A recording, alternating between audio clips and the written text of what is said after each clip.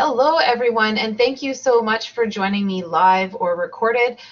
Again, just reminding people that are joining as I'm talking now that the recording of this video will be posted on YouTube so that everyone can make use of it moving forward.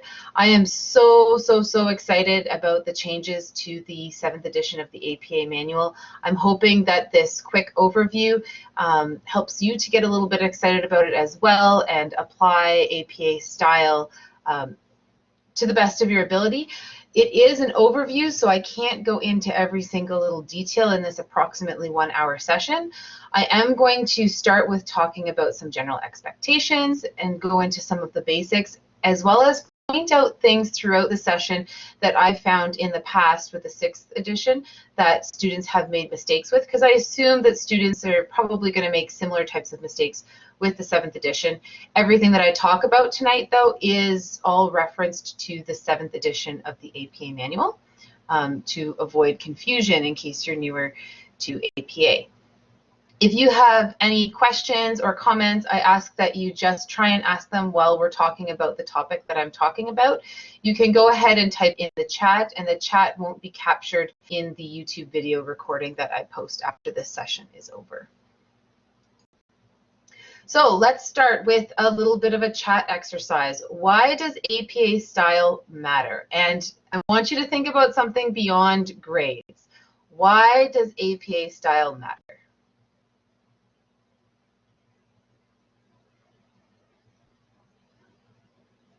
I am watching the chat, seeing that a couple of people are typing.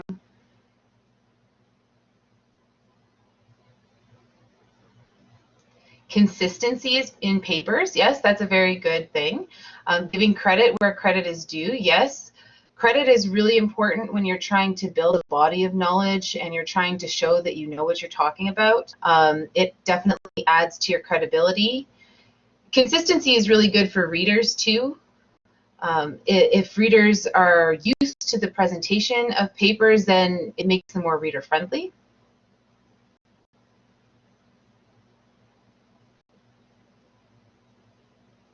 You guys are full of some good ideas. A lot of people are saying to give credit to the source, which I think is one of the things that APA is probably most known for. Yes, it promotes academic writing. So APA is about more than just the formatting pieces. Yes, it's about showing the works that you've used to build your paper. There is stuff in APA that's about the formatting, but there's also stuff in APA that's about the style. So how we write, how we communicate messages. You'll see that it's about a lot more than just whether you bold things or italicize things. I want to point out before people get too tired tonight that there's wonderful reference material on APA's website. I highly recommend that you go to apastyle.apa.org and that you bookmark this site. I use this site when I'm learning about the 7th edition of APA. I scroll down to the style guide by topic here. I click on all topics, and then even though I have a copy of the book and I refer to the book often, I usually start looking here because when you click on any of these things, it then tells you what section of the APA manual you can refer to. I find it super handy, and as students, you might even be able to make it through a fair amount of your academic writing using just the resources on their website. So definitely check that out. One thing that I've had a little bit of issues in the past with, not through Blackboard, but through other types of file submission, is not being able to open students' papers. I personally use a Microsoft Word on a PC, and I've found that when you're sending a paper to a teacher, it's usually good to make sure that they can open it. So particularly if your teacher's using a PC and you're using a Mac, you probably want to save it in rich text format or something like that so that they can open it. If you are able to check to make sure, I don't think you're going to have issues, but just in case, I think it's just safer to use rich text format. Margins, 1-inch margins, typical default of word processors. Just in case yours isn't 1 inch and you just want to double check, if you're in Microsoft Word, it's under the Layout tab. Make sure that you're using 1 inch margins. I have had students try and adjust the margins to just a little bit under 1 inch, thinking that I wouldn't notice, but teachers read a lot of papers, and I can usually tell just a glance at a paper if someone's tried to cheat the margins a little bit. For your font, in the 7th edition, you're actually allowed to use a wide variety of fonts, providing that they're accessible. The APA website talks a little bit more about what they mean by that. Times New Roman 12-point font is still one of the recommended fonts. I recommend that you pick a font and then you set a font that is appropriate according to the APA book as your default. Also, you might want to check this with teachers. Since a lot of us are used to Times New Roman, some of us, I know myself, I have it in my syllabus that I still want students to use Times New Roman. So make sure you read the syllabus and use whatever font the teacher has specified if they have specified a font. If not, check the APA book. Times New Roman is pretty safe, but there's a few other fonts in there that are recommended as well. The reason why I recommend setting a particular font as your default is because if you do that, when you change the font in the body of your paper, sometimes it won't change the page number, and that's where I found students have made mistakes. So you have to use the same font throughout your entire paper. It makes sense to set it as your default at the beginning because then you won't have that problem. If your font isn't the same throughout the entire paper, you might find that a teacher deducts marks for that. Spacing is double spaced. Now, if you're in Microsoft Word, I highly recommend that you check this because the default of Microsoft Word is to put an 8-point space after paragraphs. You want to make sure that it's set to 0. So if you see over by the number 3 there, I have under spacing before 0, after 0, and then line spacing double. I highly recommend that you also set that as your default spacing so that you don't have to do it every single time. All of the stuff that I'm talking about tonight, it's probably a good idea to set as much of it as you can as default and even have a template so that when you start a paper, you just use the template, fill in the information, and it saves yourself a lot of time in the long run. Let's talk about the title page. I actually have created a template for you guys that I'll send out to you after, and I'll put on my website. The link to that will be in the description below the video if you're watching the recording. I have a template there for the title page. This is what a title page looks like according to the 7th edition of the APA manual. You need a page number up at the top, fairly standard, fairly easy to add. Your title is super, super important. So the APA book talks about the importance of a title, and I continually reinforce this with students. It is your first impression with your teacher. You want to make sure that it's as concise and clear as it can be. You want it to be engaging, but you don't want it to be vague. You don't want it to be obscure, not overly creative, because you want the teacher to know what it is they're reading about. It is now bolded and centered. There's a space before you have any additional information there. And if you need any refreshers on how to write a title, there's a really great instruction guide from the APA website that I'll direct you to, and that'll be in the links afterwards as well. Obviously, you need your name. If you're working as a group, then you have all of the names of the people that worked on it. Your affiliation, so if you're in school, that's the department and the institution that you're attending, as well as, and this is particularly important for students, obviously not if you're a manuscript for publication, the course code and name. So the code is all over the syllabus. Use whatever format it is in the syllabus, and then the name of whatever course you're taking. The instructor. Now, believe it or not, students often misspell this. I kind of get a little bit of a chuckle about it when students are putting like Killingham and all kinds of weird things in there. My name's Killam, and some teachers will get a little bit offended if you spell their name wrong, and I know some teachers will definitely deduct for that. So make sure that you spell the teacher's name right. Double check the spelling with the syllabus. And then last but not least, the due date. I'm not going to spend a ton of time here because there is a wonderful template that I'm going to send out to you, as well as an instruction guide from the APA manual. So if you have any questions about that, you can go ahead and look. I knew someone was going to ask. Bye, running head. There's no more running head for student papers. I think I actually saw a very cute post from the APA style about that. Hey, look at this. Okay, this is APA style on Twitter. No, student papers, APA style says bye, running head. Yay! Everybody's so happy. The running head was such a pain to get in the right place. Students always had a hard time because you had to have the page number on the same line as the running head. Say goodbye to running heads for student papers. That is a keen eye. You haven't missed much. If you're just joining, you missed the font and the title page pretty much.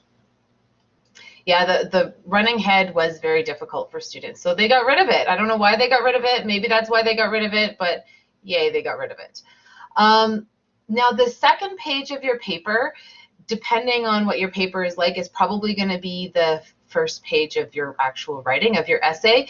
If you have an abstract, which I know in nursing informatics, they require an abstract, refer back to the APA book in terms of how to format that. Most of your essays, I believe, aren't going to have an abstract, so you'll have your essay starting on the next page.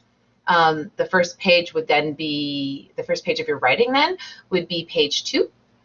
It's very important that the title matches on both pages. So I don't know why this happens, but sometimes students will have one title on the title page and then a different title on the first page of their essay. So just double check that. I would recommend having a process in place where you either do the title at the beginning or the end, and then like make sure it's in both places and make sure that they match. I've seen students use a heading for the introduction. The APA book specifically says not to do that. The introduction, in my opinion, is one of the most important parts of your paper. After your title, it really is the next thing that the teacher sees in most cases. So you want to make sure that you're hooking your reader. I haven't read the entire APA book front to back yet, so I'm not sure how much guidance they give on this piece quite yet, but I imagine that they place some emphasis on it because they place emphasis on the title being important. In your papers in nursing, you want to make sure that you establish significance and relevance in your introduction. Paragraphs. I've seen students do this improperly in the past, so I'm bringing it to your attention. They should be aligned left. If you're in Microsoft Word, you can see where that little arrow is. That's the setting for aligning left. It also needs to be indented 1/2 inch, and the book says to use the tab key. Paragraphs, still very, very important. So when you're writing a paper, there's a lot of things that you need to think about. The APA book talks about grammar and different ways to construct sentences. They talk a lot about style. We're not going into a lot of detail about that tonight, but I do want to talk a little bit about paragraphs. I've seen students have really, really long paragraphs, and I've seen students have paragraphs that are like 1 sentence long. And the APA book says to be cautious about that. They don't provide any hard and fast rules, but they do say that a paragraph that's, getting up to be a page long is probably too long and you're going to lose the reader. I can definitely attest to that. My attention span for a paragraph is usually around 1/2 to 3/4 of a page, and then I start to get a little bit lost in the author's ideas. Of course, it depends on the writing and what they're writing about. But just put some thought into how you break up your paragraphs. I would highly, highly, highly caution against super short, choppy paragraphs. It's just like super short, choppy sentences. You're going to seem like a less eloquent writer when you're using paragraphs that are either too short or too long. So my guidance, again, this is my guidance, not APA, is about 1/2 to 3/4 of a page. the APA book gives some rough guidance. Again, it says if you're approaching a page long, then it's probably too long. But again, they don't provide any hard and fast rules either. They do provide some advice. Citations. So citations is something that is commonly done improperly by students, and it is super important because it's probably what you're going to spend the bulk of your time doing with APA. If you're having trouble with your audio, try leaving and coming back. Can other people hear me? Yes. Okay. Can somebody please type for that person that's having some difficulty to try leaving and coming back? Sometimes that fixes things. So there's citations are going to appear throughout your paper. There's two main ways to do citations, and both ways uses the author's surname and the date. If your author is a group, then instead of the surname, you're going to have the group name there.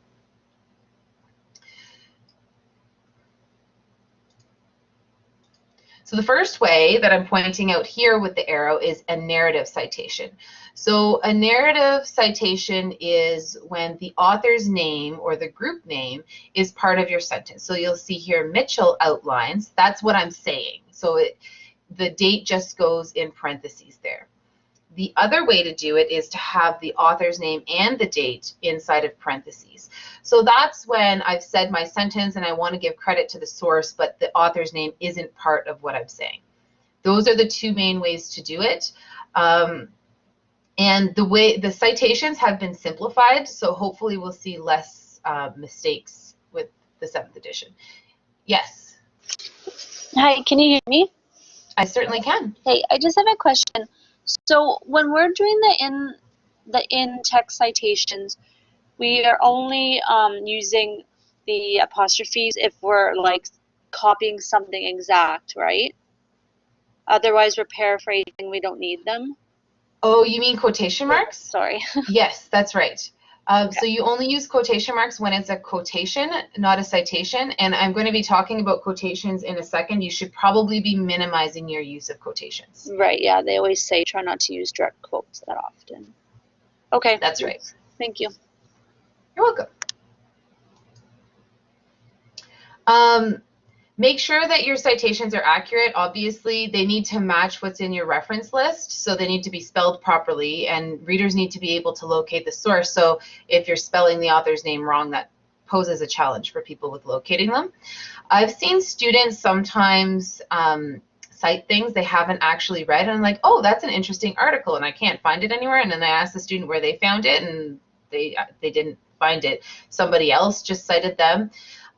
You're only supposed to cite what you read, so you only put the things that you have access to and that you've read in your reference list. There is another type of citation, a secondary type of citation that you can use if there's something super, super important that you want to reference to another source. I'm not covering that tonight, but I can send out some information about that. I'll have that in an upcoming video that I'm doing later, though. I'm going to show you what group citations look like in a second. I just want to caution you before we get there that you try not to do that, because particularly for people using a screen reader, or even for anyone just reading, if you use too many group citations, it can make reading your work harder for the reader. Yeah, make sure that you credit all the sources that you're using. When you are doing a citation, this has really been simplified. I recommend that you check out this website here, the APA website, and you bookmark this page. If you scroll down, they have a nice little table that's the exact same that's in the book, and it shows you how you cite with 1, 2, 3 or more authors, and how you can abbreviate when you have a group as an author. I find that super handy. There's a summary on this slide, but really I like that table a lot more than I like the summary. And et al. Means and others. What do I mean group citations? I will show you in a second. These are group citations. So a group citation means that you've created a sentence using more than one source in order to in order to create that. So this was me a very, very long time ago, thinking that it would be brilliant to show the teacher how much work I did. And you'll see that like this one citation for this one sentence is super long. I didn't need to do that.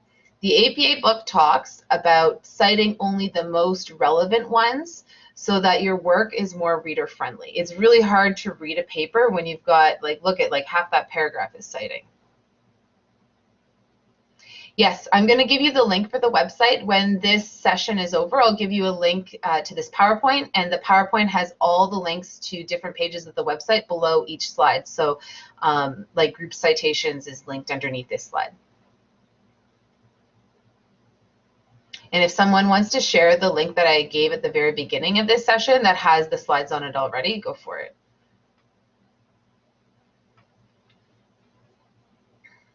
So I think that's what you were talking about earlier when you were asking about group citations. The other thing, okay, yes, it was. Okay, good. The other thing that you could have is a group as an author. So something like the College of Nurses of Ontario, which you would just put in, like, instead of this person's name, you would have College of Nurses of Ontario and then the date. There are some special rules for citing when authors have the same surname and things like that. I would recommend that you bookmark those that page on the APA website and that you refer to it whenever you come across some of those more rare circumstances. Another thing that I've seen students do improperly is the use of an ampersand versus the use of AND. Does anybody know when you're citing in parentheses what you use?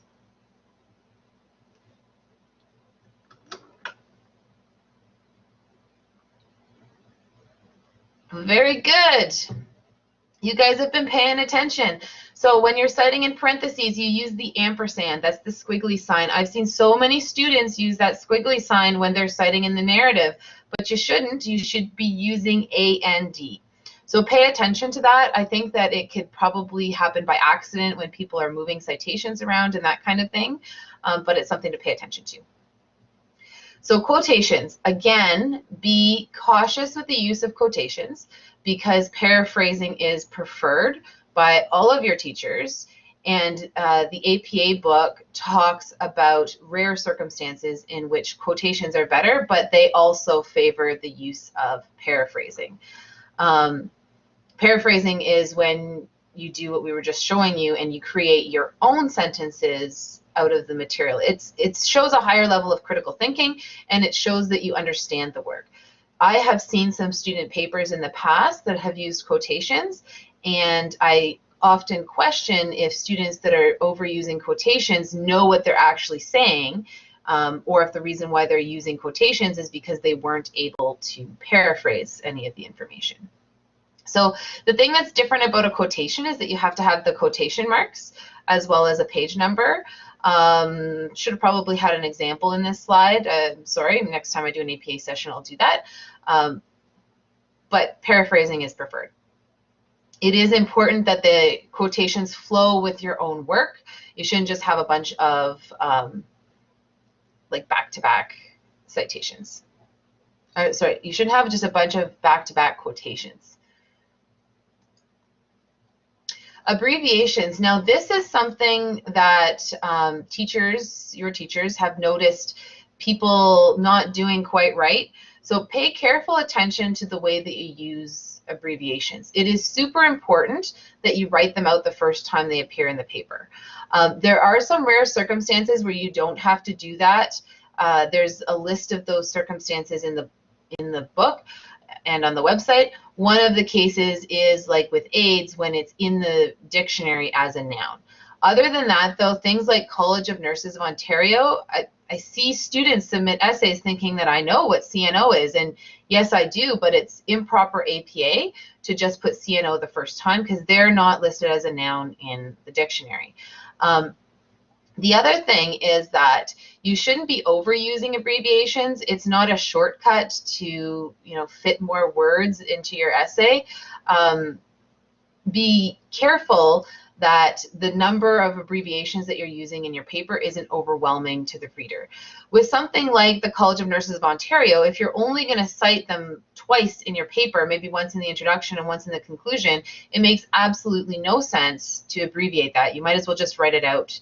I'm pretty sure that so my is a little fuzzy. I'm pretty sure I read this in the 7th edition, but I could be wrong. It could be from the 6th edition that they recommend that you use it 3 or more times.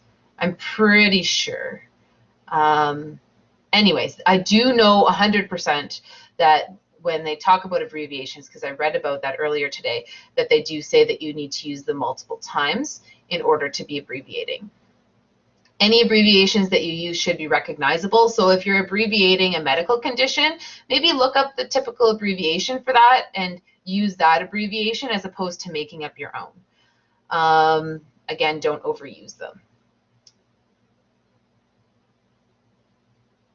I think I've covered everything that I wanted to cover about abbreviations. I do know that that was one thing that you need to pay attention to.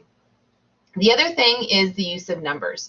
So generally speaking, and there are definitely some exceptions to this, anything 10 and over, you can use numbers. So numbers being like what's on the screen there, 1, 0 is a number. Whereas you would use words for things 1 to 9. There are definitely some exceptions. Now, if you have a bunch of numbers of different types in the essay that you're writing, maybe you're trying to prove a point, you're using a bunch of statistics, I would recommend looking it up on the website or in the book because they have some exceptions and they're clearly outlined there. I put a few on the screen that I thought would be relevant to you guys. Is it Shania? I'm not sure if your hand is still up or if it was up from the last time.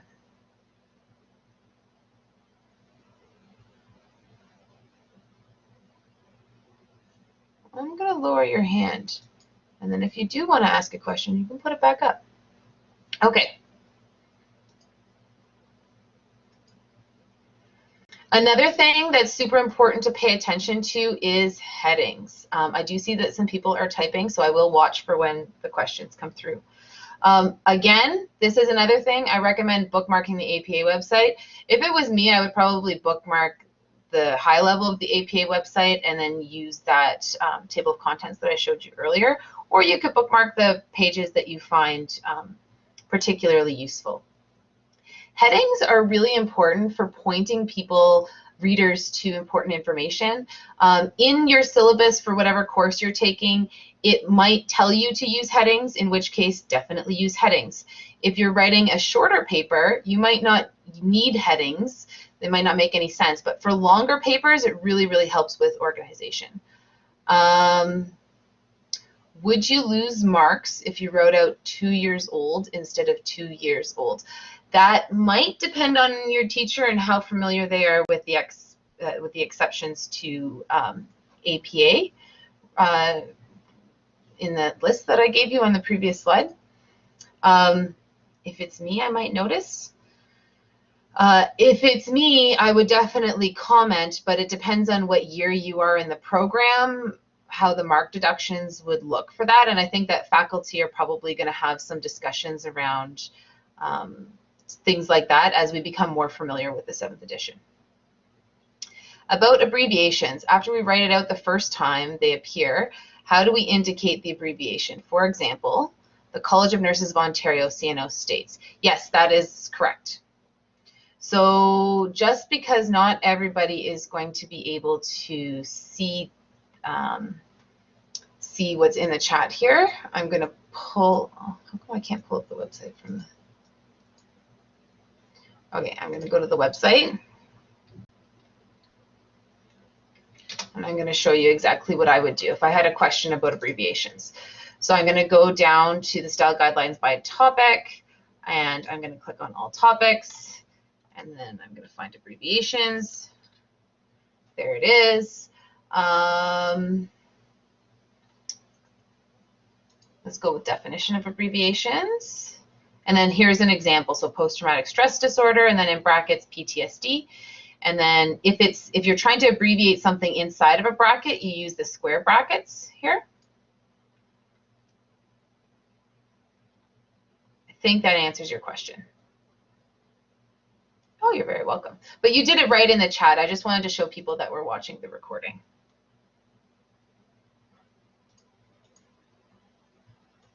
Okay, I'm going to get back to headings, because headings is one of those things that I find students really struggle with. Again, I think this is like the third time I've said it now, but there isn't one for the introduction. The reason why I'm repeating myself is because I've seen students do it several times. There is an example that I recommend that you download. So if you, okay, yes, I do want to open the thing that I clicked on. So this is right off of the APA Styles website. Again, they have an example that I kind of just showed you, that you can look it up the same way as I looked up abbreviations, but I found this one super helpful. So it shows where the title of the paper goes, what a level 2 heading looks like versus level 1 heading. Notice that you don't have to have a level 1 heading before a level 2 heading. In the template that I have been working on for you guys, I have a shorter example for you where the headings are in order. And I kind of tried to think of an example that you might resonate with a little bit. And I thought that you could probably understand headings by looking at the nursing program. So if you choose a nursing program is made up of different components. So the year of study that you're in is part of the program. And so the level 2 heading has to be part of the level 1 heading. Just like the level 3 heading, so the term that you're in is part of the level 2 heading. So when you it's kind of like a concept map when you're coming up with headings. I like to think of it as concept mapping. Shelly Ann, no. So shorter papers don't necessarily need to have headings. If you were writing like a 10-page paper, I would 100% recommend headings. And one of the things that I tell my students, it's like putting a road sign for your teacher that says, look, here's where you look for my marks about this particular thing. But shorter papers, you don't necessarily need those road signs. In a shorter paper, I definitely recommend having really clear sentences to open and close your paragraphs so that your reader can follow along. Using headings, organizing your paper, having good topic and conclusion sentences, those are all things that help to improve the reader's experience, and that's really what this is about. Now, this is a screenshot of the instructions for what headings look like. That's right off of the APA website that I recommend that you take a look at when you're doing headings. I am going to skip on to references, and we're doing pretty good with time. I actually thought that I'd be closer to the end of time now, so I probably will have some time to take some questions. Oh, someone's confused. I hope that it's something that can be easily cleared up. Is it the headings that are confusing you? The level headings. You know what? A lot of people get confused about levels of headings. So headings have changed with the 7th edition, and I like the way that they look now, but I actually had a whole video in the past on how to do headings. Let me think.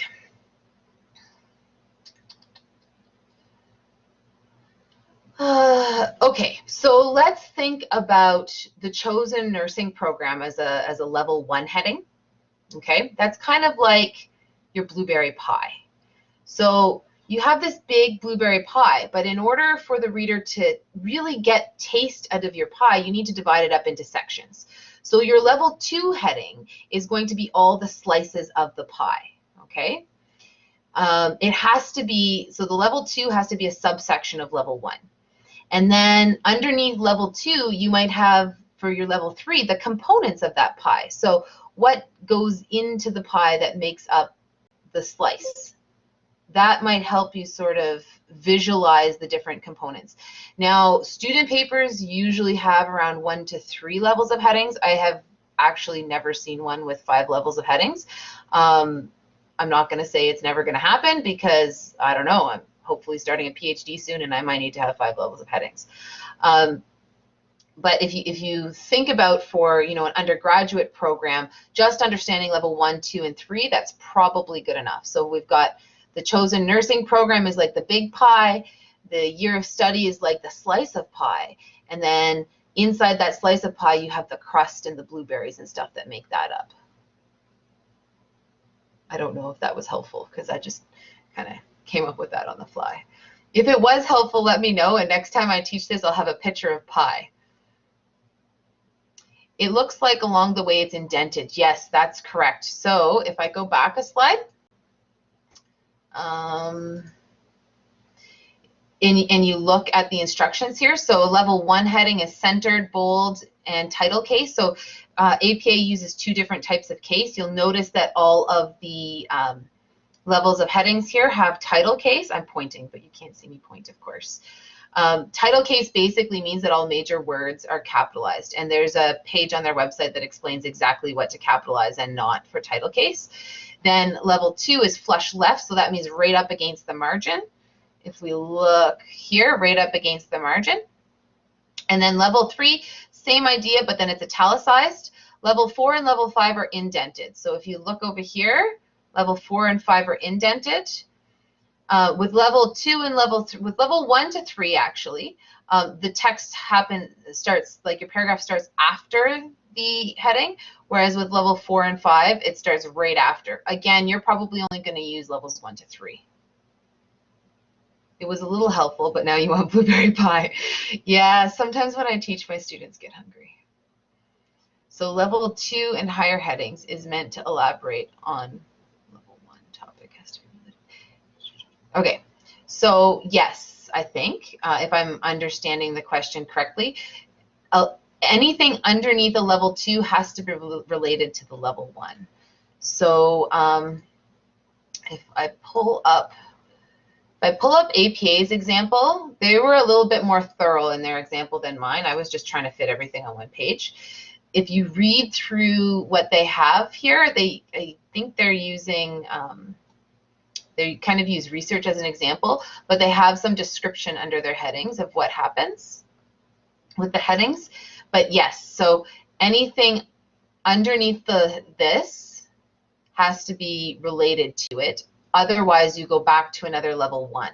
So if you have another main section, which they don't have another main section here, but this stuff is all part of like one pie, like maybe this is an apple pie, and then everything under level 1 here is maybe the blueberry pie. And so these are the pieces of the blueberry pie, whereas these are the pieces of the apple pie.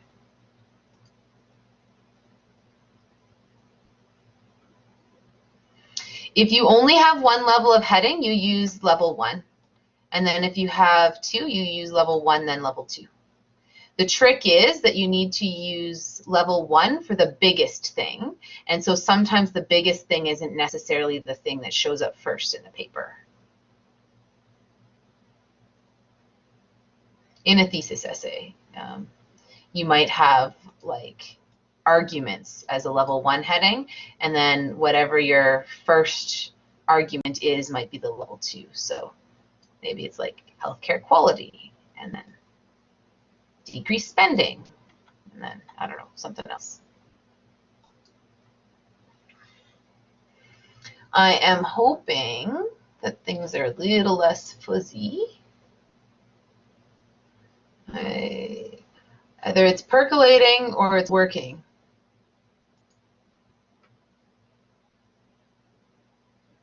I see some people typing, so I'm just gonna, makes more sense. Clear as mud, question. Sometimes it takes a second to settle in. Again, I'm willing to do another APA session and go into more depth on these topics if you need them. You just have to let your student rep know, and she can reach out to me.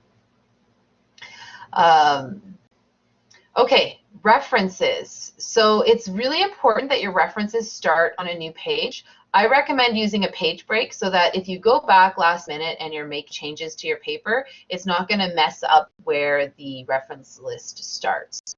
The page break means that whatever you put on is always going to be on a new page if you use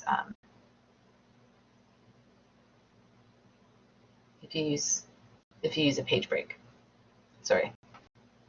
I was reading about section breaks for a second, but that's if you want to go from like portrait to landscape. Probably you don't at this point. Okay, so the references title needs to be bolded at the top of the reference page. I'm not going into a lot of detail because the website is fantastic. Also, if you do have a copy of the APA book, they have so many examples of so many different types of references. I could do a whole APA session on like different types of references. The main points is that your references need to be complete so that the readers can find the source. Make sure that it's double spaced. Now, I mean double spaced throughout the entire thing. Just so you know, the reference list that I'm showing you here isn't in the right order yet, but you'll see that there's double spacing inside of as well as between the entries, and there's no extra space from this entry to that entry. Make sure that everything that's in your reference list is cited in the body of the paper. Don't have anything extra in one place or the other. Does anybody know why we keep authors in the order that they're listed on the manuscript?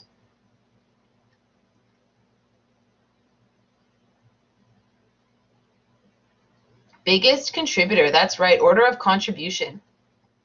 Now, if we take a look at this, for example, this work here came out of my master's, and so I was really the lead author. And poor me, with the last name starting with a K, if people alphabetize this, they're going to put this person first, who was helpful and contributed and stuff, but doesn't belong first. So we don't alphabetize inside of here. So we don't alphabetize the list of authors in a reference list entry. What we do alphabetize, however, is the total list in the references. And then your citations in the body of the paper should be in the same order as in the reference list. The thing that I see students do wrong is they alphabetize this. Now you'll notice this isn't in the right order yet, and that's because I want to show you why you need to use hanging indents. So if I select this and I go to my paragraph settings, you'll see that I'm under special, I have a hanging indent by 1/2 inch. This is why. If you're not using a citation manager, you can highlight all your references when you're done. You can go A to Z, sort by paragraphs, and it sorts it for you. Life-changing.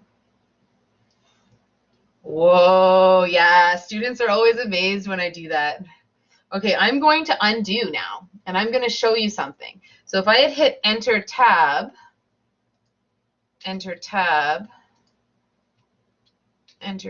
something's off with my tabs. Sorry about that, guys. I'm just going to break that up. This is how students like to do it. If I had done that, and then I try and do that same trick, everything gets messed up because things go all over the place and I lose half my references and I have to start over and I'm miserable. So use hanging indents. That's all I'm trying to say. Oh, you want me to do it again? Okay, let me undo. Okay. All right, watch this. I'm going to go slow. Okay, I've used hanging indents. So right here, if I look at the paragraph settings, it's a hanging indent by 1/2 inch. Okay, so now watch this. I'm going to highlight the reference list. Now to order it, instead of singing the alphabet, so instead of going A, B, C, D until I get to, oh look, there's more A's, put the A's up. I mean, this is a relatively easy one to do, but I'm going to go sort here. So up in the paragraph group, there's an A to Z with a down arrow beside it. You click on that, and then it goes sort by paragraphs. You can choose other things to sort it by, but you don't want to. If you just want to go with paragraphs, and then you click on OK, and then it puts the reference list in the correct order for you. That only works if you use hanging indents, which is why I tell students to use hanging indents if you're doing your references manually. Oh, some people's minds are blown. Other people are like, yeah, I knew that already. The other thing that I want to mention is be super careful if you're using a reference, like a citation manager. I'm talking about like Zotero or RefWorks or anything like that. Citation managers are only as good as the information that's put into them, and they commonly make mistakes. It does make your life a little bit easier. Things are a little bit faster, but you do need to check it. I use Zotero, and almost every time I put a reference into Zotero, I have to fix something. Usually it's capitalization of titles. Sometimes they'll have things in all caps. Sometimes they'll put a capital letter on every word in the title. And sometimes information will be missing, and sometimes it'll pull in the wrong author's name. I have recently started, because I'm working on my CV, putting my own publications and stuff into Zotero so that it's easier when I'm, updating stuff in various locations. And sometimes it pulls in my name wrong. So you want to double check that the information that was put into the databases is correct when you're using a citation manager. And talking about use of citation managers might be an entirely different video in and of itself. Reference list elements. So again, there's many, many different types, but they can be broken down into these components. What is the link to Zotero? I think it's zotero.org. I think you guys use RefWorks though. I'm a Laurentian grad, and Laurentian uses Zotero.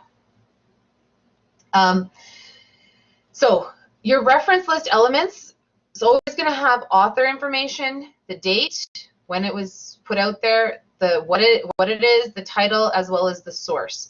Now, if any of this information is missing, you do skip it, but you should be looking to put all of this information, as much as this information in as you can for every particular type.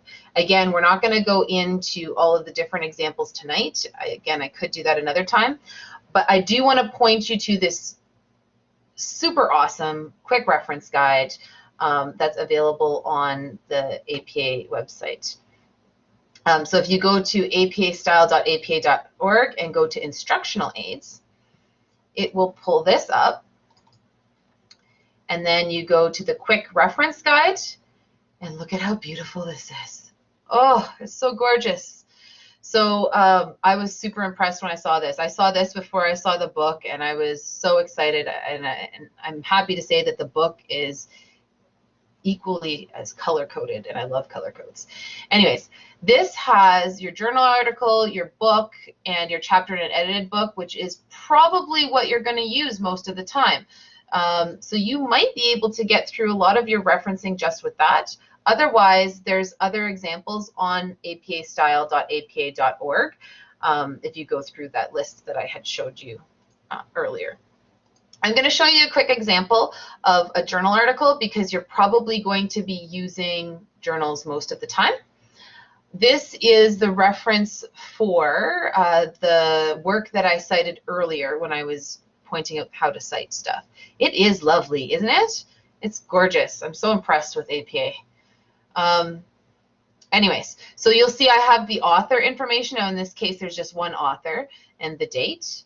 This right here, the title, I see a lot of students do this where they put capitals on everything, and you're not supposed to. See right here, it reminds you, capitalize only the first letter of the first word.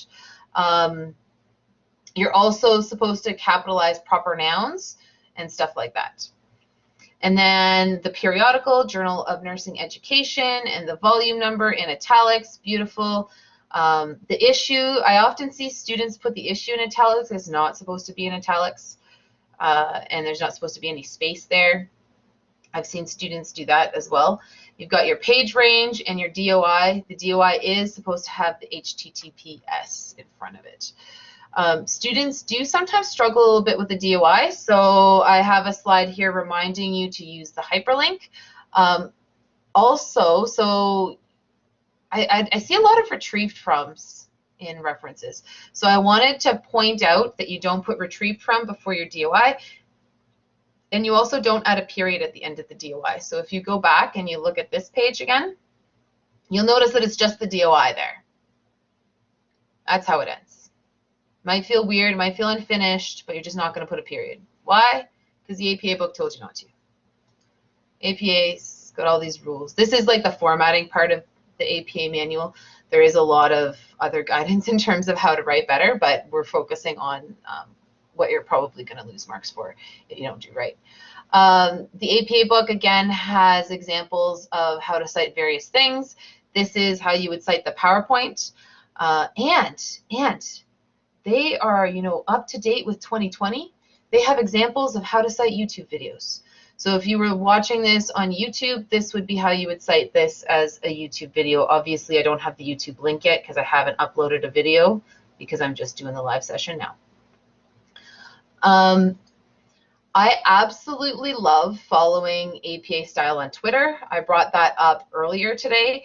I find it handy. I don't use Facebook or Instagram. I used to use Facebook a long time ago, but I am on Twitter for professional networking purposes. It's been useful.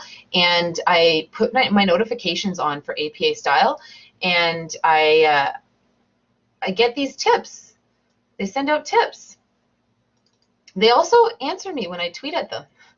And so, like, right now, their tips are pretty much what I was telling you. Make use of their website, as well as, like, random things. When I was marking last semester and I hadn't had a chance to read the APA book yet, I would see little tips come across my feed. And I find that that can be a nice way to sort of learn APA, is to just see some tips every once in a while. And then I knew before I even got the APA book in the mail that there was no more running head. And so, you know, it's sometimes easier to learn information like that if you have it trickle in over time, as opposed to if you're trying to just read the whole APA book and apply it to a paper kind of last minute. So that brings us just about to the end of the hour, as well as the end of the slides. I'm wondering if you have any questions for me. 2 questions. Perfect.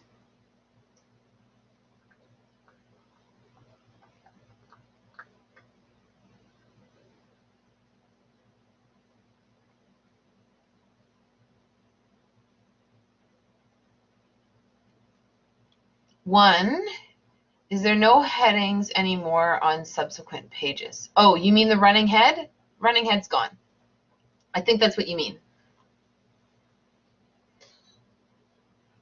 I am happy that you found it informative.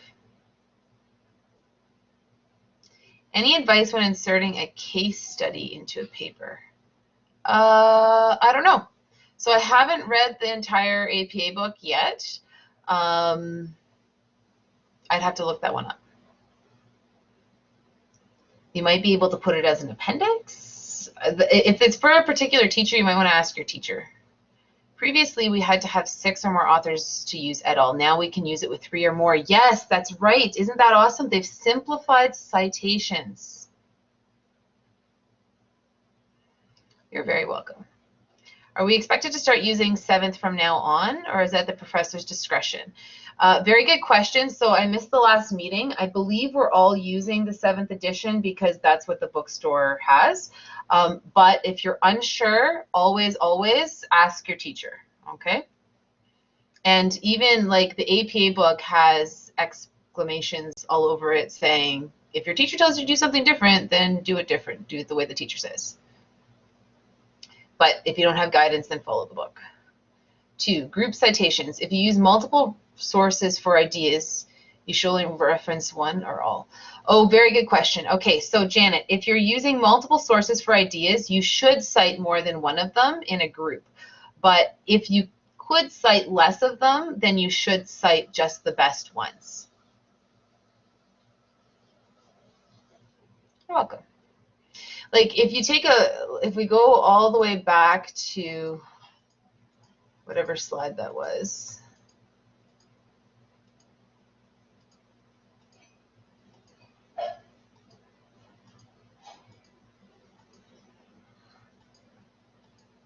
I can use screenshots of my own work and, oh, there it is. This is my own work, so I'm not trashing a student here, but I wrote this when I was in nursing school thinking that this was fantastic, but if you look at it, it's really hard to read. And if I went back to see, let's, whatever they're talking about because I can't read through this, but I bet you I didn't have to cite all of these people for that idea, for that small idea. So I should pick the best ones. Now, what's the best one? It might be the more recent ones, or it might be the most representative ones. I believe the APA book provides a little bit more guidance than what I did tonight about how to make that decision. But I definitely shouldn't have cited all of those. How do you reference my slides? Sure. Now, I'm going to put this up. However, if you're trying to learn about APA, it's usually better to go to the source. So I would go to their website. I think that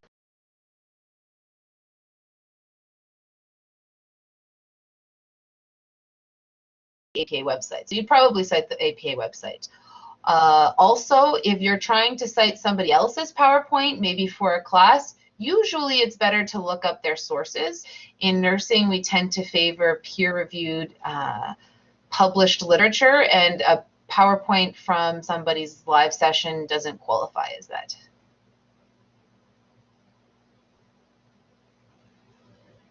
Yeah, so what you're talking about when you're citing an author who's citing someone else's idea, that's a secondary type of citation. I didn't include that in the slides. I think I know how to do it off the top of my head, but I do have the APA book right here in front of me, but I'm hesitant to talk about that in case I'm thinking of the 6th edition and not the 7th edition. What I can do is I can actually, why don't I just look it up on the website? It's probably there.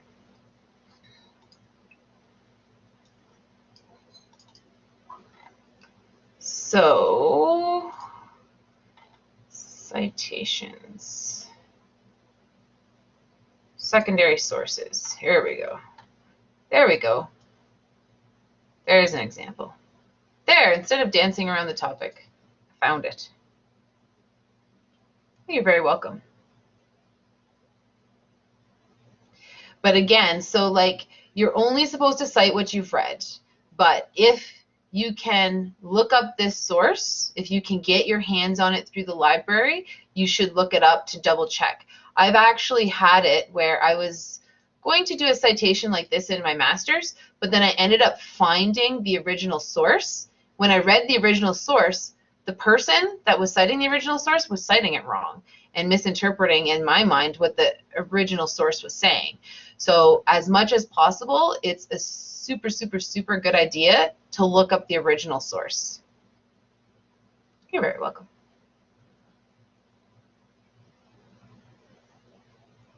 You're welcome. Okay, it looks like there's thank yous coming in now.